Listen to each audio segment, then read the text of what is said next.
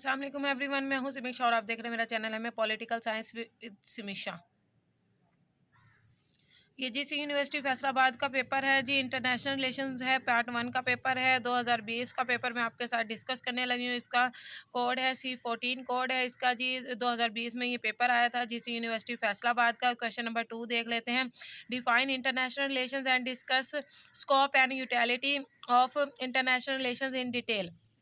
बैनुल-अक़वामी ताल्लुकात की तारीफ़ करें और बैनुल-अक़वामी ताल्लुकात को वुसअत और अफ़ादियत को तफ़सील से बयान करें। क्वेश्चन नंबर 3 आया हुआ है जी। Describe the differences method of peace conflict resolutions. बैनुल-अक़वामी तज़ाद के पुरअमन हल के मुख्तलिफ़ तरीक़ों को बयान करें। क्वेश्चन नंबर 4 आया हुआ है जी। बैनुल-अक़वामी ताल्लुकात में इख़लाक़ियात के इस्तेमाल के फ़वाइद को बयान करें।